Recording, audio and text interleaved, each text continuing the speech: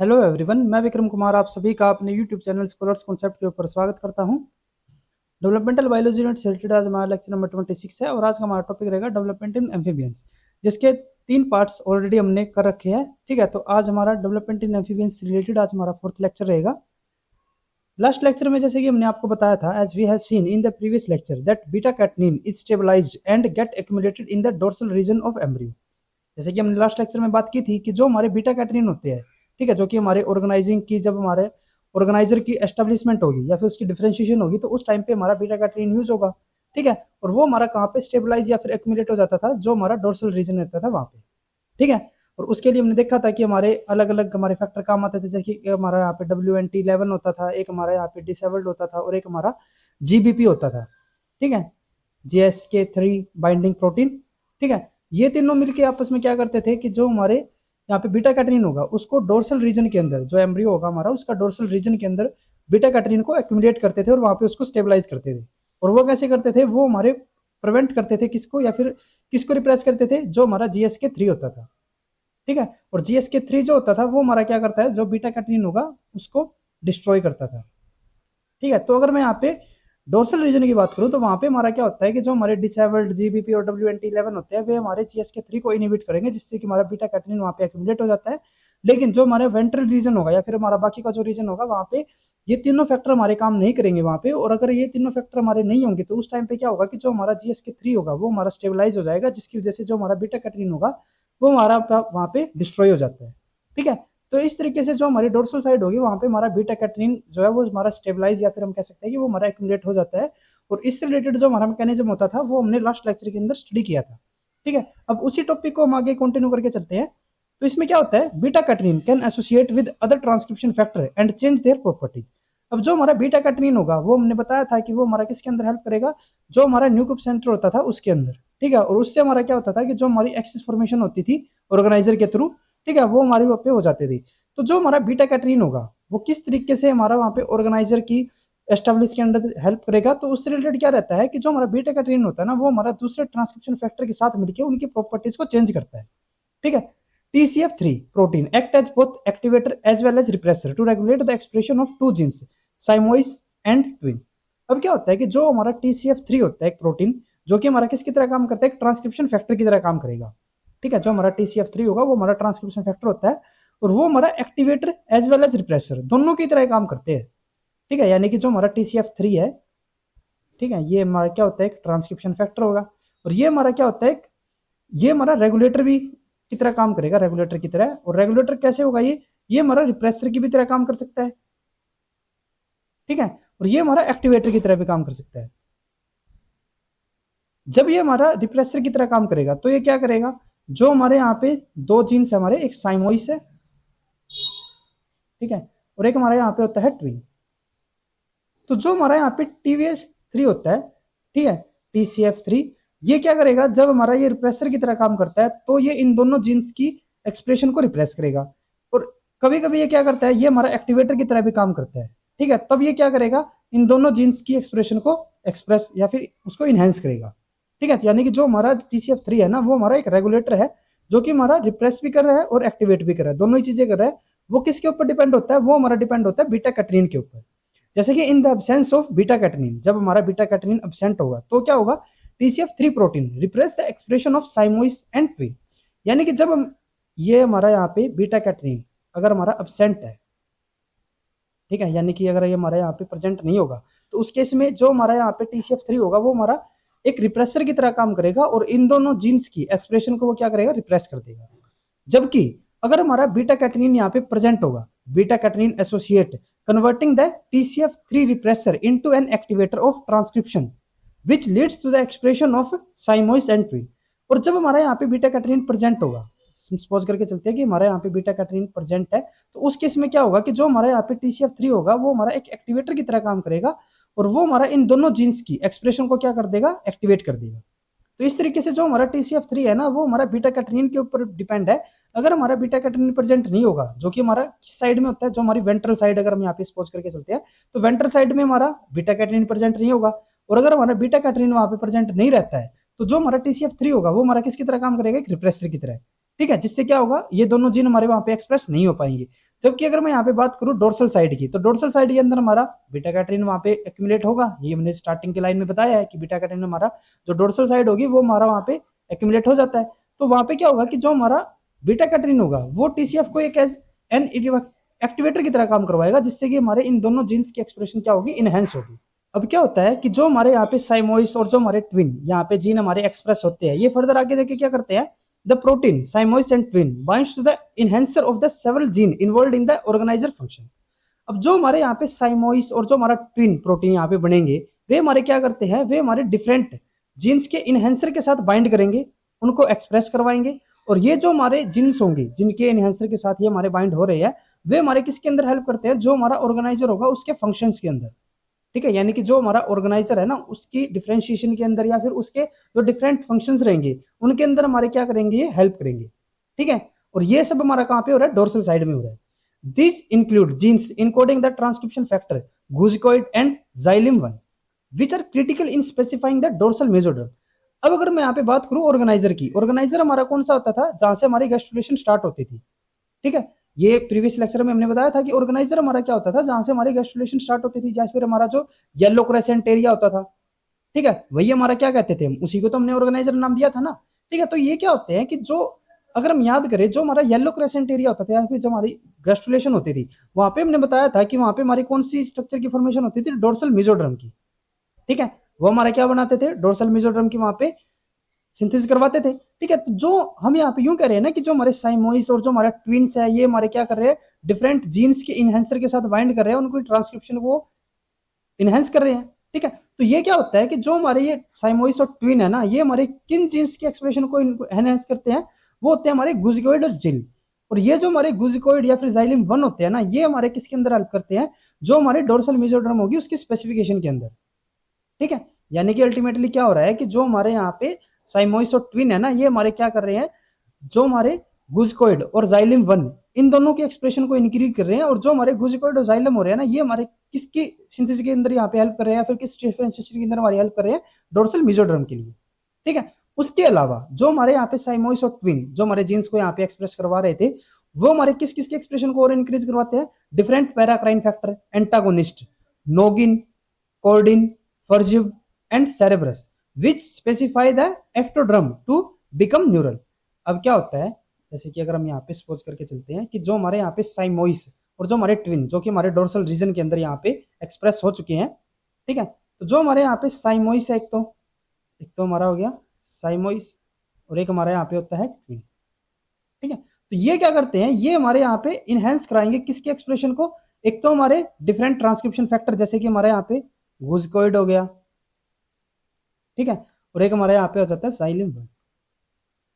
और ये हमारे किसकी एक्सप्रेशन करवाएंगे, जो हमारे यहाँ पे डोर्सल मेसोडर्म होगा। ठीक है, उसके अलावा ये हमारे डिफरेंट पैराक्राइन फैक्टर को भी इनहेंस करते हैं। ठीक है, उनके इनहेंसर के साथ भी ये जाके बाइंड करेंगे और उनकी एक्सप्रेशन को इंक्रीज करते हैं। तो जो हमारे यहाँ पे डिफरेंट पैराक्राइन फैक्टर आते हैं, ये हमारे क्या होंगे, पैराक्राइन फैक्टर्स होंगे, जिसमें हमारे कौन कौन से आएंगे, जैसे कि हमारे यहाँ पे एंटागोनिस्ट नोगिन हो गया।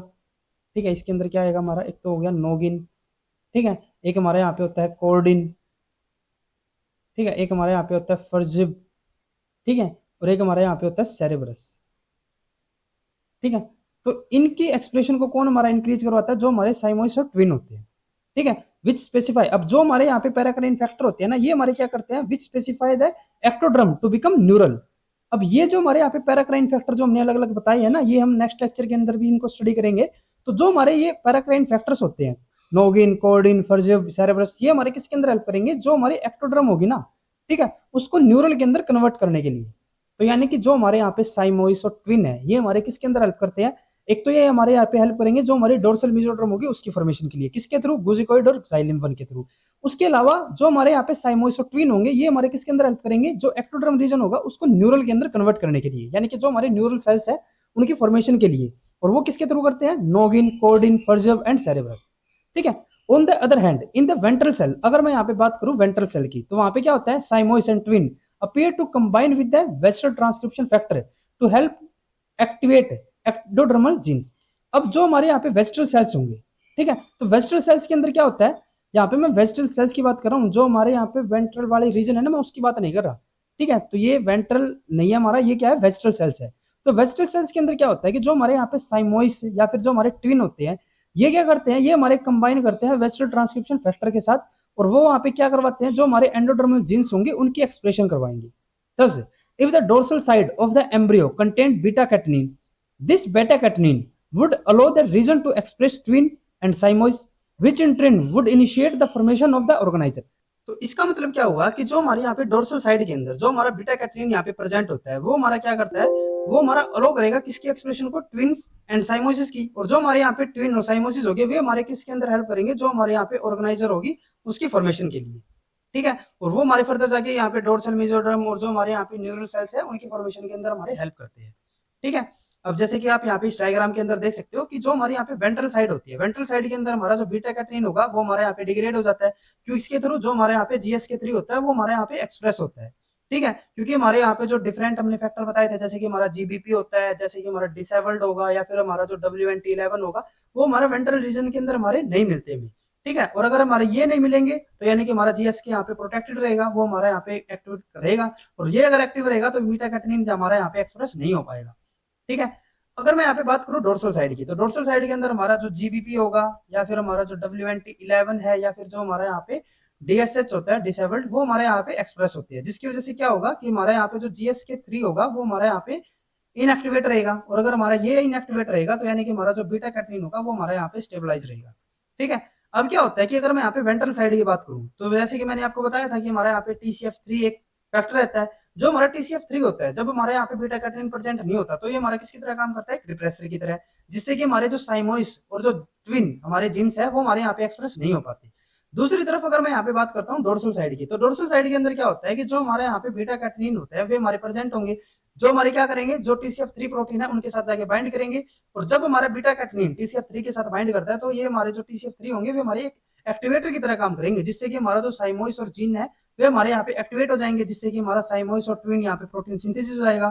ठीक है, और ये फर्दर जाके हमारे क्या करते हैं यहाँ पे डिफरेंट मैकेनिज्म के थ्रू, जैसे कि हमारे यहाँ पे SMAD2 होता है जो कि हम आगे देखते हैं। ठीक है, उसके अलावा ये क्या करते हैं, हमारे जो ऑर्गेनाइजर जीन होते हैं, जैसे कि हमारे यहाँ पे कोर्डिन होगा, नोगिन, गुजकोइड, ठीक है, उनकी एक्सप्रेशन को ये क्या करते हैं यहाँ पे इनहेंस करेंगे। ठीक है, जिससे कि हमारे यहाँ पे डिफरेंट ऑर्गेनाइजर प्रोटीन, जैसे कि हमारा कोर्डिन, नोगिन और गुजिकोइड, हमने पीछे बताया ना हमारे डिफरेंट पैराक्राइन फैक्टर होते हैं। ठीक है, तो उनकी क्या करवाता है यहाँ पे एक्सप्रेशन करवाता है, जिससे कि हमारे यहाँ पे जो ऑर्गेनाइजर है उसकी हमारे यहाँ पे सिंथेसिस हो जाती है। ठीक है, अब अगर हम यहाँ पे बात करते हैं कुछ हमारे म्यूटेशन केस की, तो क्या होता है, expression of a mutant from TCF3 that lack the beta catenin binding domain result in embryo without dorsal structure. अब क्या है कि जो हमारे यहाँ पे TCF3 है ना, उसके अंदर हमने कोई म्यूटेशन करवाई है, जिसकी वजह से जो इसका बीटा कैटनीन बाइंडिंग डोमेन है, यानी कि जिस डोमेन के थ्रू ये हमारा बीटा कैटनीन से बाइंड हो रहा था, उसको हमने क्या कर दिया, म्यूटेट कर दिया। तो अगर ये हमारा बीटा कैटनीन बाइंडिंग डोमेन अगर हमारा म्यूटेटेड हो जाता है, तो उस केस में TCF3 हमारा बीटा कैटनीन से बाइंड नहीं हो पाएगा, और अगर ये इसके साथ बाइंड ही नहीं हो पाएगा तो यानी कि हमारा किसकी तरह काम करेगा, एक रिप्रेसर की तरह बाइंड करता रहेगा। ठीक है, जिससे कि हमारा क्या होगा कि हमारे यहाँ पे कोई भी हमारा जो डोर्सल साइड के अंदर जो स्ट्रक्चर बन रही थी वो हमारी वहां पे नहीं बन पाएगी, यानी कि हमारा ऑर्गेनाइजर वहां पे नहीं बनेगा। ठीक है, उसके अलावा if twin and siamois gene are actively expressed in the ventral cell, a secondary axis emerges from on the former ventral side of the embryo. अब क्या होगा कि जो हमारे यहाँ पे ट्विन और साइमोइस थे वे हमारे क्या कर रहे थे, ऑर्गेनाइजर की यहाँ पे सिंथेसिस के हमारी हेल्प कर रहे थे, जिससे कि हमारे वहाँ पे एक्सिस फॉर्मेशन होती थी। लेकिन अगर हम ट्विन्स और साइमोइस उनको हम एक्टोपली एक्सप्रेस करवा देते हैं वेंट्रल सेल्स के अंदर, यानी कि यहाँ पे अगर हम इसको एक्सप्रेस करवा देते हैं तो वहाँ पे हमारी क्या हो जाएगी, ऑर्गेनाइजर की यहाँ पे सिंथेसिस हो जाएगी वेंट्रल साइड में। ठीक है, अब क्या है, if cortical microtubule polymerization is prevented, siamois expression is eliminated. अब यहाँ पे अगर हम कोर्टिकल माइक्रोट्यूबल की पॉलीमराइजेशन को अगर हम यहाँ पे इनिबिट कर देते हैं, तो उनकी इनिबिशन से क्या होगा कि जो हमारे यहाँ पे डिफरेंट फैक्टर थे जो कि हमारी बीटा कैटनीन की एक्सप्रेशन के अंदर हमारे हेल्प करवा रहे थे।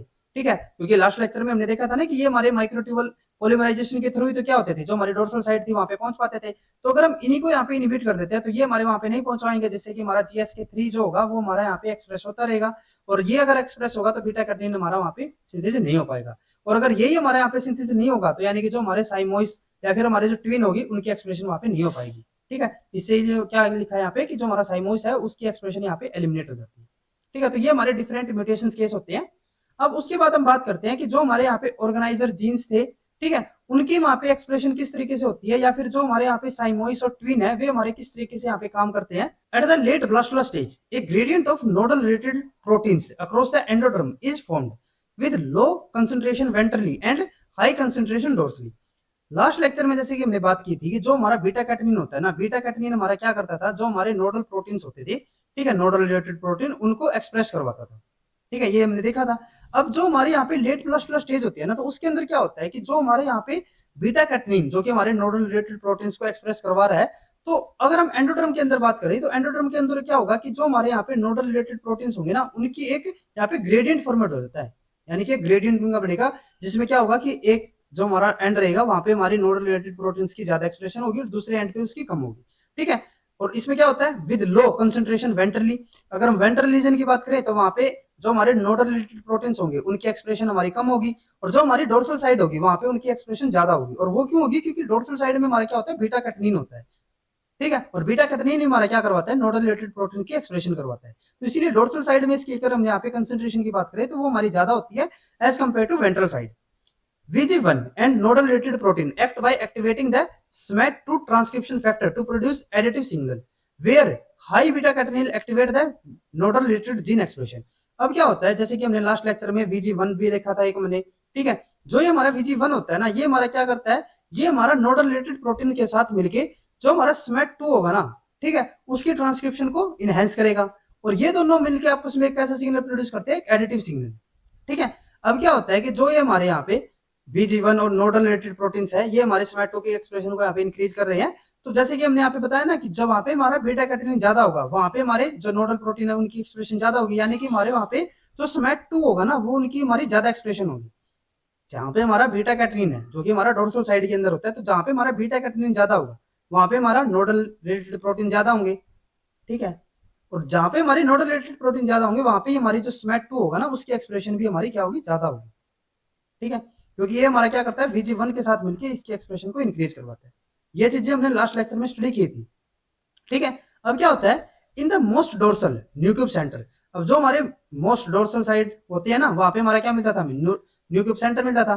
तो जो हमारे यहाँ पे मोस्ट डोर्सल ब्लास्टोमियर हो गया, फिर जो हमारा न्यूक्लियर सेंटर होता है उसके अंदर क्या होगा, beta catenin cooperate with the veg transcription factor to activate the Xenopus nodal related 1, 5 and 6 SNR 156 gene even before the mid blastula transition.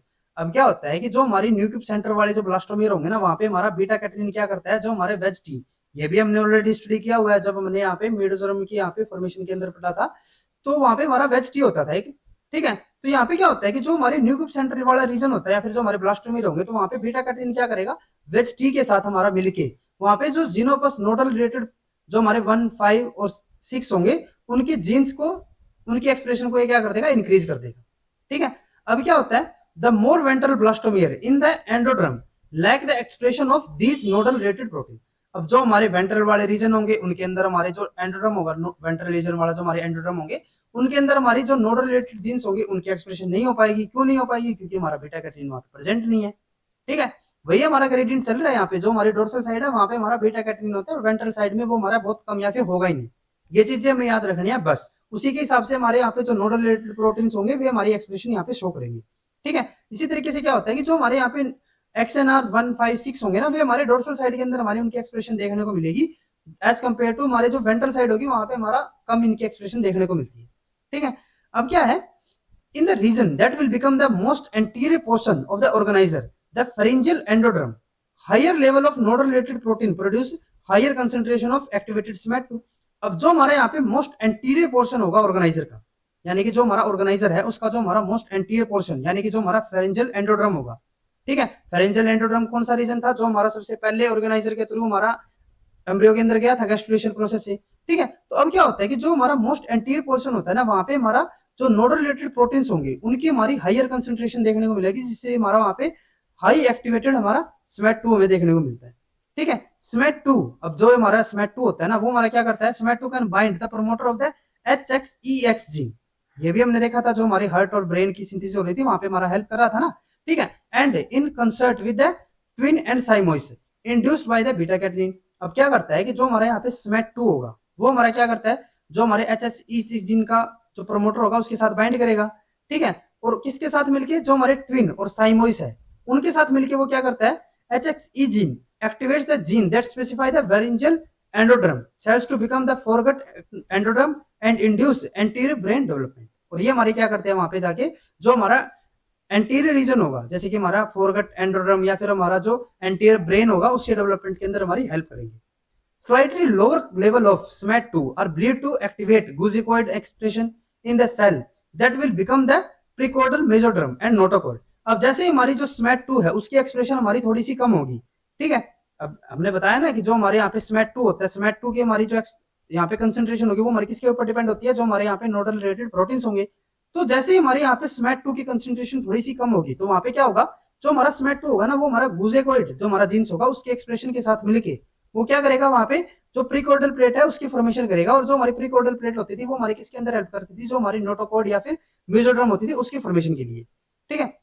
उसके अलावा क्या होता है, जब हमारे यहाँ पे और भी कम SMAT2 की कंसेंट्रेशन हो जाएगी तो उस टाइम पे क्या होगा, lower amount of SMAT2 result in the formation of lateral and ventral mesoderm.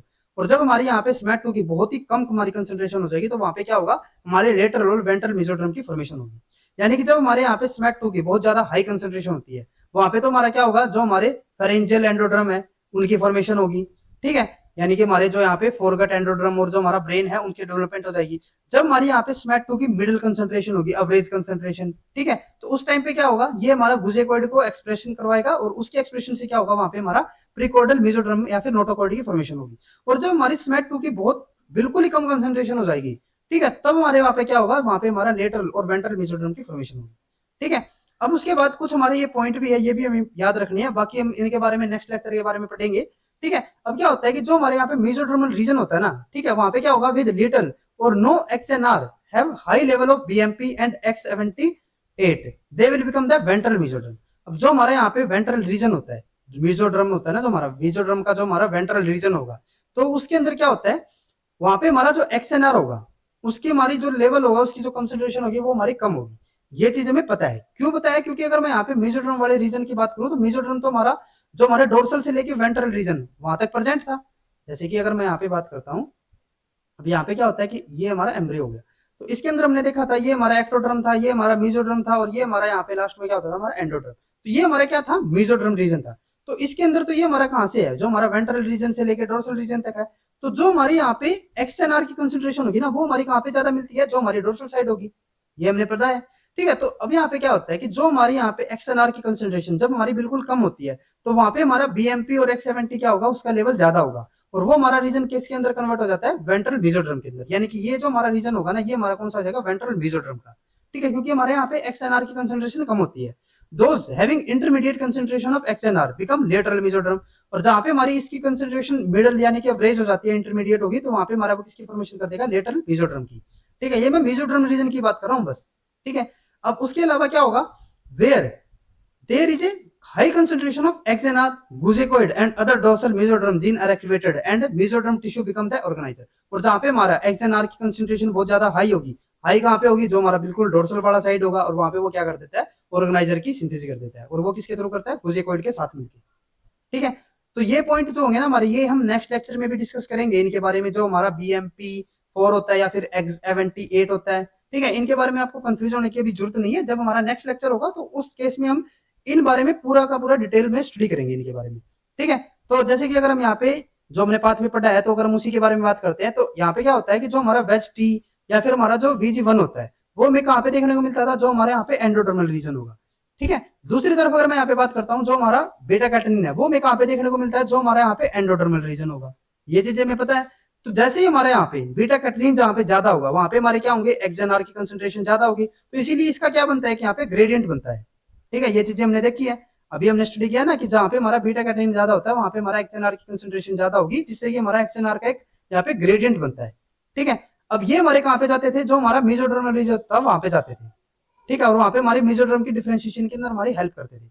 अब क्या होता है कि जहाँ पे हमारा XNR ज्यादा होता था वहां पे हमारे किसकी सिंथेसिस हो जाएगी, ऑर्गेनाइजर की, और जहाँ पे हमारा XNR की कम कंसेंट्रेशन होते जाएगी, तो वहां पे हमारा जो BMP और X78 होता है वो हमारे क्या करते हैं, वहां पे वेंट्रल और लेटरल मेसोडर्म की फॉर्मेशन करवाते हैं, ठीक है। जैसे कि ये हमारा रीजन कौन सा हो जाएगा, वेंट्रल मेसोडर्म, ये हमारा कौन सा हो जाएगा, लेटरल मेसोडर्म, ठीक है। तो जैसे कि अगर हम यहाँ पे बात करते हैं कि जो हमारा बीटा कैटनिन होता है ना, वो हमारा क्या करता है, नोडल रिलेटेड अगर हमारा हाई होगा, जो हमारे नोडल रिलेटेड प्रोटीन है, ठीक है, अगर वे हमारे हाई होंगे तो वहां पे हमारा क्या हो जाएगा, ऑर्गेनाइजर की सिंथेसिस हो जाएगी। दूसरी तरफ अगर मैं यहाँ पे बात करूं VG1 और VEG की, तो वे हमारे अगर नोडल रिलेटेड प्रोटीन हमारे हाई होंगे, ठीक है, तो वहां पे तो वो क्या कर देंगे, ऑर्गेनाइजर की सिंथेसिस। और अगर हमारे नोडल रिलेटेड प्रोटीन कम होंगे, वो हमारे कहाँ पे मिलेंगे, जो हमारा ये वाला रीजन होगा पर्टिकुलर, ठीक है, वहां पे वो किसकी फॉर्मेशन कर देंगे, वेंट्रल मेसोडर्म की। ठीक है। तो इस तरीके से हमारे यहाँ पे ऑर्गेनाइजर और वेंट्रल मेसोडर्म या फिर हमारे जो लेटरल मेसोडर्म है, उनकी हमारे यहाँ पे डिफरेंशिएशन हो जाती है। अब आप इन पॉइंट को याद रखना, क्योंकि जो हमारा बीटा कैटेनिन होगा ना, वो हमें कहाँ पे मिलता है, ऑर्गेनाइजर के टाइम पे, और जो हमारा VG1 और VEG होगा, वो हमें दोनों जगह पे देखने को मिलेगा। वो तो हमारा मेसोडर्म सॉरी एंडोडर्म के अंदर है। ठीक है। तो वहां पे वो क्या करेगा कि अगर हमारे यहाँ पे नोडल रिलेटेड प्रोटीन ज्यादा होंगे, तो वो वहां पे क्या कर देगा, जो हमारा ऑर्गेनाइजर होगा उसकी सिंथेसिस जहाँ पे हमारी गैस्ट्रुलेशन यहाँ पे स्टार्ट होती है। ठीक है। और जो हमारे यहाँ पे नोडल रिलेटेड प्रोटीन अगर कम होगा, तो वहां पे वो क्या करेगा, वेंट्रल मेसोडर्म की फॉर्मेशन कर देता है। ठीक है। अब अगर हम यहाँ पे बात करते हैं, जो हमारे यहाँ पे ऑर्गेनाइजर होता है, ठीक है, और वो जो हमारा न्यूक्लियर सेंटर होता है, तो वो हमारा किस तरीके से काम करता है। तो जो हमारा यहाँ पे न्यूक्लियर सेंटर होता है, nuclear centre cells are endodermal while the cells of the organizer become the dorsal mesoderm and migrate underneath the dorsal endoderm। अब क्या होता है कि जो हमारा यहाँ पे न्यूक्लियर सेंटर होता है, वो हमारा कैसे होते हैं, उनके सेल्स एंडोडर्मल होंगे। लेकिन जो हमारे यहाँ पे ऑर्गेनाइजर के सेल्स होंगे ना, वे हमारे कैसे होते हैं, डोर्सल मेसोडर्म। ठीक है। यानी कि जो हमारी डोर्सल साइड होगी, जैसे कि ये हमारी यहाँ पे डोर्सल साइड, और वो भी हमारी कौन से वाले, मेसोडर्म वाली। ठीक है। एंड माइग्रेट अंडरनेथ है डोर्सल एक्टोडर्म, और ये हमारे कहाँ पे चले जाते हैं, जो हमारी डोर्सल एक्टोडर्म होंगे उन सेल्स के नीचे चले जाते हैं। ठीक है। तो यानी कि अगर हम यहाँ पे सेल्स की बात करें, तो जो हमारा न्यूक्लियर सेंटर होता है वो हमारा एंडोडर्मल रीजन का होगा, और जो हमारा यहाँ पे ऑर्गेनाइजर होगा वो हमारा डोर्सल मेसोडर्म टाइप का होगा। ठीक है। तो ये पॉइंट आपको याद रखना है, कई बार हमारे इनके ऊपर भी क्वेश्चन आ जाता है। ठीक है। स्टेटमेंट वाइज हमारे क्वेश्चन दे देते हैं कि अगर हमारा हमें यहाँ पे बोल दे स्टेटमेंट के अंदर कि जो हमारा न्यूक्लियर सेंटर है वो हमारा एक्टोडर्मल रीजन का होगा, तो यानी कि वो हमारा सेंटेंस वहां पे गलत हो जाएगा। ठीक है। अब क्या होता है, the cells of the organiser ultimately contribute to 4 cell types. अब जो हमारे यहाँ पे ऑर्गेनाइजर के होंगे ना, ऑर्गेनाइजर के जो हमारे सेल्स होंगे, ऑर्गेनाइजर हमारा कौन सा होता है, जो हमारा ब्लास्टोपोर लीफ वाला जो रीजन होता था। ठीक है। तो यहाँ पे क्या होता है कि जो हमारे ऑर्गेनाइजर होंगे ना, वे हमारे 4 टाइप के सेल्स की फॉर्मेशन करवाते हैं। पहले हमारे कौन से होते हैं, फेरेंजियल एंडोड्रम, हमने पढ़ा था, फेरेंजियल एंडोड्रम हमारे सबसे पहले जाते थे। और उसके साथ हमारे कौन से होते हैं, हेड मेसोड्रम। तो एक तो हमारे यहाँ पे जो हमने 4 टाइप के सेल बोले है ना, तो एक तो हमारे यहाँ पे कौन सा हो गया, फेरेंजियल एंडोड्रम, और एक हमारे यहाँ पे हो जाता है हेड मेसोड्रम। ठीक है। जो कि हमारी कौन सी होती है, प्रीकोडल प्लेट भी होती है। जो हमारे ये हेड मेसोड्रम बोल रहे हैं ना, ये हमारे इसको हम क्या बोलते थे, प्रीकोडल प्लेट भी बोलते थे। ठीक है। ये हमारे क्या करते हैं, which induce the fore brain and mid brain. ये हमारे क्या करेंगे, फोर ब्रेन और मिड ब्रेन की यहाँ पे सिंथेसिस के अंदर हमारी हेल्प करेंगे। उसके अलावा तीसरा हमारे यहाँ पे कौन से सेल्स होते हैं, वो होते हैं हमारे डोर्सल मेसोड्रम।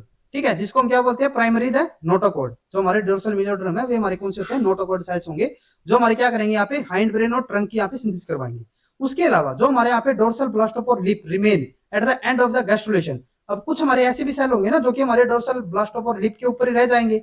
ठीक है। सारे तो यहाँ पे एंट्री नहीं कर पाएंगे ना, कुछ हमारे यहाँ पे भी रहेंगे, और जो हमारे यहाँ पे रह जाते हैं डोर्सल ब्लास्टोपोर लिप के ऊपर, ठीक है, तो वे हमारे क्या होते हैं, बिकम कोडा neural hinge and induce the tip of the tail. और वो हमारे क्या करेंगे, टेल टिप की यहाँ पे फॉर्मेशन के अंदर हमारी हेल्प करेंगे। ठीक है। अब अगर हम यहाँ पे बात करें, जो हमारे ऑर्गेनाइजर है, ऑर्गेनाइजर के हमारे यहाँ पे कौन कौन से फंक्शन होंगे, तो ऑर्गेनाइजर का हमारा फर्स्ट फंक्शन क्या होता है, the ability to self differentiate into dorsal mesoderm. पहला सबसे इसका काम क्या होता है कि जो ये हमारा ऑर्गेनाइजर होगा, वो खुद को किसके अंदर डिफरेंशिएट करना चाहिए, डोर्सल मेसोड्रम के अंदर। ठीक है। उसके अलावा the ability to dorsalize the surrounding mesoderm into paraxial somite forming mesoderm when it otherwise would form ventral mesoderm. और ये हमारा जो यहाँ पे ऑर्गेनाइजर होगा, वो हमारा क्या करना चाहिए, जो हमारे यहाँ पे सराउंडिंग के सेल्स होंगे मेसोड्रम वाले, उनको डोर्सलाइजेशन करवाना चाहिए उनका, जहाँ पे वो क्या करेंगे, सोमाइट फॉर्मिंग मेसोड्रम की फॉर्मेशन करेंगे। और अगर हमारा ये प्रेजेंट ना हो, तो उस टाइम पे हमारा क्या होना चाहिए, वेंटर मेसोड्रम की फॉर्मेशन होना चाहिए। जैसे कि हमने लास्ट लेक्चर में भी देखा था ना, कि जो हमारे यहाँ पे सेल्फ डिफरेंशिएट, इसको हम क्यों बोल रहे हैं, क्योंकि कल हमने देखा था कि जो हमारा ऑर्गेनाइजर होता है ना, अगर हम उसको किसी दूसरे पॉइंट पे लेके जाएं, तो वो वहां पे भी क्या करता था, वो वहां पे हमारा डोर्सल मेसोड्रम की खुद की तो फॉर्मेशन करवाता ही था, साथ में जो उसके सराउंडिंग सेल्स होते हैं ना, उनकी भी डिफरेंशिएशन करवा देता था। इसीलिए तो इसको हमने क्या बोला था, ऑर्गेनाइजर बोला था, जो हमारा येलो क्रेसेंट एरिया होता था, या फिर जो हमारा ब्लास्टोपोर लिप वाला एरिया होता था। ठीक है। उसके अलावा थर्ड इसकी प्रॉपर्टी क्या होती है, the ability to dorsalize the ectoderm and induce the formation of neural tube. अब ये क्या करना चाहिए, जैसे कि हम आगे देखते हैं, ठीक है, जो हमारे अगले नेक्स्ट वाला लेक्चर होगा ना, उसके अंदर हम इस प्रॉपर्टी के बारे में बात करेंगे। तो ये क्या करना चाहिए, जो हमारे यहाँ पे ऑर्गेनाइजर होता है ना, वो हमारा क्या करेगा, ये जो हमारे एक्टोड्रम वाला रीजन होगा, उसकी डोर्सलाइजेशन के अंदर उसको कन्वर्ट करेगा, और वहां पे वो क्या करेगा, न्यूरल ट्यूब की फॉर्मेशन करेगा। ठीक है, ये हमने लास्ट लेक्चर में भी इसको बारे में स्टडी किया था। जो इसका पाथवे रहेगा वो हम नेक्स्ट लेक्चर में बात करेंगे। और उसके अलावा चौथी इसकी यहाँ पे प्रॉपर्टी क्या होती है, the ability to initiate the movement of gastrulation. ये तो हमारा मेजर पॉइंट है, ऑर्गेनाइजर से ही तो हमारा क्या होगा, गैस्ट्रुलेशन प्रोसेस स्टार्ट होगी। ठीक है, तो ये हमारी यहाँ पे जो हमारे ऑर्गेनाइजर होगी उसके हमारे 4 फंक्शंस होते हैं। अब उसके बाद नेक्स्ट हम यहाँ पे बात करते हैं कि यहाँ पे जो हमारे डिफरेंट टाइप के जो ऑर्गेनाइजर है, ठीक है, या फिर जो हमारे यहाँ पे एक्टोडर्मल सेल्स है, वहां से हमारे जो न्यूरल सेल्स है उनकी वहां पे किस तरीके से फॉर्मेशन होती है। अब यहाँ पे क्या होता है, it has been found that the ectoderm is induced to become the epidermal tissue by binding bone morphogenetic proteins BMPs, while the nervous tissues form from the region of the ectoderm that is protected from the epidermal induced by BMP inhibiting molecule। अब क्या होता है, अगर मैं यहाँ पे बात करता हूँ, जैसे कि ये हमारा क्या हो गया, एम्ब्रियो हो गया, तो इसके अंदर क्या होता है कि जैसे कि ये हमारा कौन सा होता था, ectoderm रीजन होता था। ठीक है, और जो हमारे यहाँ पे ब्लास्टोपोर लिप होगा, ठीक है, जो हमारे यहाँ पे अंदर एंट्री कर रहे होंगे, वहां पे हमारे कौन से होते थे, वहां पे हमारे न्यूरल टिप, एक तो हमारा टिप सेल्स होते थे। उसके अलावा यहाँ पे क्या होते थे, हमारे जो नर्व सेल्स होते थे वे भी होते थे। ठीक है, जो अगर मैं यहाँ पे अंदर वाले सेल्स की बात करूँ यहाँ पे, ठीक है, ये हमारे कहाँ पे होगी, जो इसकी ऊपर वाली लेयर होगी ये तो हमारे कौन से हो गए, एक्टोडर्म हो गई। और जो इसके नीचे वाली लेयर होगी ये हमारे किसकी फॉर्मेशन करते थे, हमारे नर्वस टिश्यू या फिर न्यूरल सेल्स की। अभी यहाँ पे क्या होता है कि जो हमारे एक्टोडर्म बनता है ना, एक्टोडर्म हमारा कहां से बनेगा, induced to become the epidermal tissue by binding BMPs. ये हमारे कैसे होते हैं, जो हमारे ये सेल्स होंगे, जैसे कि ये वाले जो हमारे ऊपर वाली जो लेयर है ना यहाँ पे, ठीक है, ये जो हमारी ऊपर वाली लेयर होगी ये हमारी क्या करती है, ये हमारी बीएमपी से बाइंड करेगी। किससे करेगी, बीएमपी। और जो हमारी बीएमपीज होगी ये हमारे क्या करेंगे, यहाँ पे एक्टोडर्म की फॉर्मेशन करवाएंगे, एपिडर्मल सेल्स की यहाँ पे फॉर्मेशन करवाते हैं। यानी कि जब हमारा बीएमपी अगर प्रेजेंट होगा तो वो हमारा क्या करवाएगा, वहां पे जो हमारे एपिडर्मल टिश्यूज है उनकी वहां पे फॉर्मेशन करवाएगा। ठीक है, और अगर हमारा बीएमपी यहाँ पे प्रेजेंट ना हो तो वो वहां पे क्या हो जाएगा, हमारा जो हमारे न्यूरल टिश्यूज है उनकी या फिर नर्वस सिस्टम है उसकी फॉर्मेशन हो जाएगी। ठीक है, while nervous tissue form that region of the ectoderm that is protected from the BMP. यानी कि जो हमारे यहाँ पे बीएमपी है अगर हम उनको इनहिबिट कर देते हैं, ठीक है, तो वो वहां पे हमारी क्या हो जाएगी, नर्वस टिश्यूज की यहाँ पे फॉर्मेशन हो जाएगी या फिर नर्वस सिस्टम की वहां पे फॉर्मेशन हो जाती है। ठीक है, तो यानी कि जो हमारा बीएमपी है ना वो ये हमारा क्या कर रहे हैं यहाँ पे, वो ये हमारे यहाँ पे डिफरेंशिएशन के अंदर हमारा काम करेगा। एक तो हमारा जो यहाँ पे एपिडर्मल होगा, ठीक है, जो हमारे यहाँ पे एपिडर्मल रीजन होगा उसकी वहां पे डिफरेंशिएशन करवाएगा। और जब ये हमारा प्रेजेंट नहीं होगा, ठीक है, जब ये हमारे यहाँ पे प्रेजेंट नहीं होगा तो उस टाइम पे क्या हो जाएगा, हमारे वहां पे नर्वस टिश्यूज की फॉर्मेशन हो जाएगी। ठीक है, या फिर नर्वस सिस्टम की। तो अगर हम यहाँ पे बात करें कि जो हमारा डिफॉल्ट फेट होगा वो हमारा कौन सा होता है, वो होगा हमारा नर्वस टिश्यू। क्योंकि बीएमपी अगर हम यहाँ पे प्रेजेंट ना करें तो हमारे वो किसके अंदर कन्वर्ट हो जाएंगे, नर्वस टिश्यूज के अंदर। तो जो हमारे यहाँ पे डिफॉल्ट फेट रहता है ना वो हमारा कौन सा होता है, नर्वस टिश्यूज का। ठीक है, इसका मतलब क्या हुआ कि जो हमारा बीएमपी है वो हमारा क्या कर रहा है, बीएमपी इंड्यूस नेव एक्टोडर्मल सेल्स। यानी कि जो हमारे एक्टोडर्म वाले सेल्स होंगे ना वो हमारा क्या करेंगे, अगर हमारा बीएमपी प्रेजेंट होगा तो वो इसको किसके अंदर कन्वर्ट करेगा, फिर किसके अंदर इंड्यूस करेगा, एपिडर्मल टिश्यूज के अंदर। While the organiser produce substance that block the this induction to produce the neural tissues. अब यहाँ पे क्या होता है कि जो हमारा न्यूरल टिश्यू होंगे ना, ठीक है, वो हमारे किसकी इंडक्शन से बनते हैं, ऑर्गेनाइजर की। अब यहाँ पे क्या होगा कि जो हमारे यहाँ पे बीएमपी है, ठीक है, यहाँ पे हमारा क्या हो गया, एक तो हमारा बीएमपी है, बीएमपी हमारा क्या कर रहा है, एक तो हमारा एपिडर्मल टिश्यूज की फॉर्मेशन करवा रहा है और एक हमारा यहाँ पे नर्वस टिश्यूज की फॉर्मेशन करवा रहा है। तो यहाँ पे क्या होता है कि जो हमारा बीएमपी है, ठीक है, ये हमारा क्या करवाएगा, यहाँ पे होते हैं हमारे एक्टोडर्मल सेल्स। ठीक है, अब जो हमारे एक्टोडर्मल सेल्स होंगे अगर हमारा बीएमपी प्रेजेंट होगा तो वो हमारे किसकी फॉर्मेशन करवा देगा, वो हमारा करवाएगा यहाँ पे एपिडर्मल सेल्स की। और दूसरी तरफ अगर हमारे यहाँ पे ऑर्गेनाइजर होता है, ठीक है, अभी यहाँ पे मैंने क्या बताया था कि जब हमारे यहाँ पे बीएमपी अगर इनहिबिट हो जाएंगे या फिर उनकी यहाँ पे इंड्यूशन ना हो पाए, ठीक है, तो वहां पे हमारा क्या होगा, नर्वस टिश्यू की फॉर्मेशन होगी। तो जो हमारा ऑर्गेनाइजर होता है ना वो हमारा क्या करता है, बीएमपी इनहिबिटर्स को प्रोड्यूस करेगा। ये हमारा क्या करेगा, यहाँ पे बीएमपी इनहिबिटर्स को इंड्यूस करेगा या फिर उनकी प्रोडक्शन करेगा। और ये हमारे क्या करेंगे, बीएमपी को इनहिबिट करेंगे। और जब हमारा यहाँ पे बीएमपी इनहिबिट हो जाएगा, ठीक है, या फिर हमारा बीएमपी बढ़ेगा ही नहीं, तो वहां पे हमारे क्या हो जाएंगे, हमारी नर्वस टिश्यू की फॉर्मेशन हो जाती है। ठीक है, तो यानी कि हमारे यहाँ पे दो पाथवे चलेंगे, एक तो हमारा ऑर्गेनाइजर है और एक हमारा बीएमपी है। और अगर ऑर्गेनाइजर होगा तो वो हमारे वहाँ पे नर्वस टिश्यू बनाएगा बीएमपी इनहिबिटर के थ्रू, और अगर हमारा बीएमपीज हो गए तो वो हमारे क्या करेंगे, यहाँ पे एपिडर्मल टिश्यूज की फॉर्मेशन करवा देंगे। और ये दोनों चीजें हमारी कहां से बनेंगी, जो हमारा एक्टोडर्मल सेल्स होंगे। ठीक है, अब क्या होता है in xenopus the major epidermal inducer are BMP four and its close relative BMP two, BMP seven and ADMP. अब क्या होता है कि जो हमारे जीनोपस होते हैं ना उसके अंदर हमारे जो एपिडर्मल इंड्यूसर, अब ये हमारे अगर एपिडर्मल सेल्स को यहाँ पे बना रहे हैं तो ये इनको हम क्या बोल सकते हैं, एपिडर्मल इंड्यूसर्स बोल सकते हैं। ठीक है, तो ये जो हमारे यहाँ पे एपिडर्मल इंड्यूसर होते हैं ना, उसमें हमारे मेजर टाइप कौन सा होता है, BMP4 होता है। उसके अलावा हमारे दूसरे BMP कौन कौन से होते हैं, BMP2, BMP7 एंड ADMP। ठीक है, at early stage BMP are expressed throughout the ectodermal and mesodermal region of the late blastula. अब क्या होता है कि जो हमारी अर्ली स्टेज होगी, जैसे कि हमारा जो यहाँ पे लेट ब्लास्टुला स्टेज होगी, तो उस टाइम पे क्या होता है कि जो हमारा BMP होता है ना, वो हमें हर जगह पे देखने को मिलता है। ठीक है, यानी कि जो हमारा एक्टोडर्मल रीजन या फिर मेसोडर्मल रीजन होगा ना, उन दोनों केसेस के अंदर हमें क्या देखने को मिलेगा, यहाँ पे BMP हमें देखने को मिलता है। हाउएवर ड्यूरिंग गैस्ट्रुलेशन, जब हमारे यहाँ पे गैस्ट्रुलेशन प्रोसेस स्टार्ट होती है, तो उस टाइम पे क्या होता है, हमारे साइमोइस और ट्विन वे हमारे क्या करेंगे, यहाँ पे induce the transcription factor goosecoid which prevent the transcription of BMP4 in the dorsal region of the embryo, restricting their expression to the ventrolateral margin zone. अब क्या होगा कि जो हमारे यहाँ पे साइमोइस और ट्विन होंगे, वे हमारे BMP के जो इनिबिटर होंगे, ठीक है, जैसे कि जो हमारे यहाँ पे गुजेकोइड होता है, ठीक है, उसको यहाँ पे क्या करेंगे, इंड्यूस करेंगे। यानी कि जब हमारे यहाँ पे लेट ब्लास्टुला स्टेज थी, वहां पे क्या था कि हमारा BMP हमारा थ्रू आउट द एक्टोडर्मल हमें मिल रहा था। ठीक है, जो हमारा मेसोडर्म था वहां पे भी मिल रहा था। लेकिन जैसे ही हमारे यहाँ पे गैस्ट्रुलेशन प्रोसेस स्टार्ट होती है, तो वहां पे हमारा क्या होगा, साइमोइस और ट्विन हमारे एक्सप्रेस होंगे, जो कि हमारे क्या करेंगे, गुजेकोइड को एक्सप्रेस करवाएंगे। और जब हमारा गुजेकोइड एक्सप्रेस होगा, तो हमारा क्या करेगा, जो BMP होगा वो हमारा इनिबिट हो जाएगा। ठीक है, तो यानी कि वहां पे हमारा BMP नहीं बनेगा। और वो किसके अंदर होते हैं हमारे, ये हमने देखा है कि जो हमारे साइमोइस और ट्विन है, हमें कहाँ पे मिलते हैं, डोर्सल रीजन के अंदर। ठीक है, जिससे कि हमारा क्या होगा, जो हमारा BMP होगा ना, वो हमारा रिस्ट्रिक्ट हो जाएगा।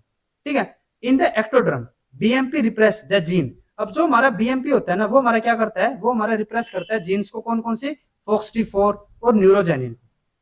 जो यहाँ पे हमारा BMP होता है ना, वो हमारा क्या करेगा, एक तो हमारा FOXD4, ठीक है, उसको रिप्रेस कर रहा है ये, और एक हमारा न्यूरोजेनिन, इन दोनों को क्या करता है, ये रिप्रेस करेगा। ठीक है, involve in the forming neural tissue while activating the other gene involve in the epidermal specification. ये हमारा एक्टिवेट किसको करेगा, जो हमारे एपिडर्मल स्पेसिफिकेशन वाले सेल्स होंगे। ठीक है, यानी कि जो हमारे एपिडर्मिस की फॉर्मेशन करवाएंगे। और रिप्रेस किसको करेगा, FOXD एंड न्यूरोजेनिन, जो कि हमारे न्यूरल टिश्यू की फॉर्मेशन के अंदर हमारे एक्टिव होगी।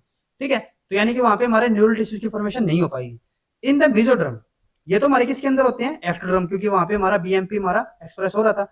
मेसोड्रम के अंदर क्या होता है, ग्रेडेड लेवल ऑफ BMP। वहां पे हमारा जो BMP होगा ना, वो हमारा एक ग्रेडेड लेवल में मिलेगा। Activate different set of mesoderm genes in the absence of BMP, specify the dorsal mesoderm. जहां पे हमारा BMP हमें ना मिलेगा, जैसे कि हमने पीछे ही बताया था ना, ठीक है, जैसे कि मैंने आपको पहले ही बताया था कि जो हमारा BMP होता है ना, वो हमें आगे हम उसको स्टडी करेंगे। तो अब यहाँ पे क्या होता है कि जहां पे हमारा BMP अगर हमें ना मिले, ठीक है, यानी ये जो हमारा BMP, और हमने एक X78 के बारे में बात की थी, तो अगर हमारा BMP एब्सेंट होगा, तो वहां पे हमारा क्या हो जाएगा, डोर्सल मेसोड्रम की फॉर्मेशन होगी। अगर हमारी उसकी कंसेंट्रेशन लो होगी, तो वहां पे हमारा मेसोड्रम की, जो हमारा इंटरमीडिएट मेसोड्रम, ठीक है, उसकी हमारी वहां पे फॉर्मेशन हो जाएगी, जो हमारा लेटरल मेसोड्रम होता है। ठीक है, और जो हमारी यहाँ पे हाई कंसेंट्रेशन होगी, ठीक है, BMP4 की, तो वो हमारी किसकी फॉर्मेशन करता है, वेंट्रल मेसोड्रम की। ठीक है, ये पॉइंट हमने ऑलरेडी भी पढ़ा हुआ है, और फिर से हम इसको रिवाइज कर रहे हैं। उसके अलावा अब क्या होता है कि जो हमारे यहाँ पे BMP इनिबिटर होते हैं ना, वे हमारे कौन प्रोड्यूस करेगा, ऑर्गेनाइजर प्रोड्यूस करेगा। हमने बताया ना कि हमारा ऑर्गेनाइजर क्या करता है, जो हमारे BMP इनिबिटर होते हैं उनको सिंथेसाइज करवाता है। तो यहाँ पे क्या होता है, 3 of the major BMP inhibitors created by the organizer are nogin, coordin and follistatin। अब क्या होता है कि जो हमारे यहाँ पे ऑर्गेनाइजर होता है, वो हमारा 3 BMP इनिबिटर को यहाँ पे इंट्रोड्यूस करता है। कौन कौन से होंगे, हमारे नोगिन, कोर्डिन एंड फोलिस्टेसिन। ठीक है, उसके अलावा एक हमारा यहाँ पे नोरिन भी होता है। ठीक है, वो हमारा क्या होता है, 4th BMP inhibitor which is stored in the animal pole of the oocyte and block BMP in the dorsal ectoderm। और ये हमारा क्या करेगा, जो हमारे डोर्सल एक्टोडर्म रीजन होगा, उसके अंदर हमारा जो BMP है उसको इनिबिट करेगा। ठीक है, तो जैसे कि आप यहाँ पे इस डायग्राम के अंदर भी देख सकते हो, यहाँ पे क्या होता है कि जो हमारा ऑर्गेनाइजर होगा, ये हमारा डोर्सल साइड वाला जो रीजन होगा, ये हमारा क्या करेगा, डोर्सल होगा। और डोर्सल के अंदर हमारा क्या होता है, यहाँ पे ऑर्गेनाइजर होगा। और ऑर्गेनाइजर हमारा क्या करेगा, यहाँ पे BMP इनिबिटर। ठीक है, कौन कौन से होते हैं, कोर्डिन, नोगिन, फोलिस्टेटिन, इनकी यहाँ पे सिंथेसिस करवाता है। ठीक है, और यहाँ पे जब हमारा यहाँ पे कोर्डिन, नोगिन और फोलिस्टेटिन होगा, तो यानी कि हमारे यहाँ पे जो BMP होगा, उसका लेवल हमारा क्या होता जाएगा, कम होता जाएगा। BMP हमारा कहाँ से बनता है, जो हमारा वेंट्रल रीजन होगा। ठीक है, पहले तो ये क्या था, हमारे पूरे के पूरे मेसोड्रम और एक्टोड्रम रीजन के अंदर हमारा प्रेजेंट था। लेकिन जैसे ही हमारे यहाँ पे ऑर्गेनाइजर की सिंथेसिस होती है, ठीक है, तो साइमोइस और जो हमारा यहाँ पे ट्विन था, वो हमारा क्या करते थे, हमारे गुजेकोइड की यहाँ पे फॉर्मेशन करवाते थे, और गुजेकोइड से हमारा ऑर्गेनाइजर यहाँ पे सिंथेसिस होता था, जिससे कि क्या होगा, ये हमारे ये तीनों के तीनों हमारे मॉलिक्यूल्स यहाँ पे बनेंगे। तो जो हमारा BMP होगा, वो हमारा सिर्फ वेंट्रल रीजन में क्या रहेगा, एक्टिवेट रहेगा। जो हमारे यहाँ पे डोर्सल रीजन होगा, वहां पे वो क्या हो जाएगा, इनिबिट हो जाएगा। ठीक है, तो ये हमारा क्या करेगा, यहाँ पे इस रीजन तक यहाँ पे इसको इनिबिट करेगा, ये हमारा यहाँ तक इनिबिट, और ये इस तरीके से यहाँ पे इनिबिट कर देते हैं। ठीक है, तो जो हमारे यहाँ पे नीचे वाला रीजन हो गया, ये हमारा कौन सा हो गया, डोर्सल एंडोड्रम। ये हमारा कौन सा हो जाता है यहाँ पे, जो हमारा डोर्सल वाला रीजन हो गया, डोर्सल मोस्ट। और ये हमारा कौन सा होता है, न्यूरल एक्टोड्रम। अब न्यूरल एक्टोड्रम क्यों हो गया, क्योंकि ये जो हमारा बीएमपी होता था वो हमारा क्या करता था, जो हमारे यहाँ पे एपिडर्मल सेल्स थी उनकी फॉर्मेशन करवाता था। ठीक है, जो हमारा एक्टोड्रम वाला रीजन था ना, यहाँ पे हमारे क्या बनेंगे, या तो हमारे एपिडर्मल बनेंगे या फिर हमारे यहाँ पे न्यूरल एक्टोड्रम बनेंगे। तो जो हमारे यहाँ पे एपिडर्मल सेल्स होंगे ना, वे हमारे कब बनेंगे, जब हमारे यहाँ पे बीएमपी बनेगा। तो बीएमपी हमारा यहाँ तक तो एक्टिवेट है ही। ठीक है, जैसे कि अगर मैं यहाँ पे इस रीजन की अगर मैं बात करूं, तो यहाँ पे तो हमारा बीएमपी एक्टिवेट रहता है। तो जो हमारे यहाँ पे बीएमपी होगा ना, वो हमारा क्या करेगा, यहाँ पे जो हमारा ये बीएमपी वाला एरिया है, ये हमारा एपिडर्मल यहाँ पे चीज करवा देगा। और जहाँ पे हमारा बीएमपी इनहिबिट हो जाएगा, यानी कि हमारे यहाँ पे कोडिन, लोगिन और फोलेस्टेटिन अगर हमारे यहाँ पे एक्टिवेट हो जाते हैं, तो वहां पे हमारा बीएमपी क्या हो जाएगा, इनहिबिट हो जाएगा। और इसकी इनहिबिशन से हमारे यहाँ पे जो एक्टोडर्मल वाला रीजन होगा, वो हमारे किसकी सिंथेसिस कर देगा, यहाँ पे न्यूरल एक्टोडर्म की। ठीक है, सिमिलरली यहाँ तक भी ये हमारा एक्टिवेट नहीं हो पाएगा। ठीक है, और ये हमारे नीचे वाला जो रीजन होगा, यहाँ पे भी ये हमारा एक्टिवेट नहीं हो पाएगा। तो यहाँ पे हमारा डोर्सल एंडोडर्म की फॉर्मेशन हो जाती है। ठीक है, तो इस तरीके से हमारे यहाँ पे ऑर्गेनाइजर और बीएमपी का हमारा पाथवे रहता है। तो नेक्स्ट लेक्चर के अंदर हमारा हम बात करेंगे जो हमारे ये कोडिन, नोगिन और फोलिस्टेटिन है, वे हमारे किस तरीके से फर्दर हमारे एक्टिवेट या फिर उनके किस तरीके से हमारे फंक्शंस रहते हैं। तो आज के लेक्चर में बस इतना ही। नेक्स्ट लेक्चर में हम जो हमारे ऑर्गेनाइजर है, ऑर्गेनाइजर से जो हमारे यहाँ पे 3 हमारे बीएमपी इनहिबिटर बने हैं, उनके बारे में बात करते हैं। तो आज के लेक्चर में बस इतना ही।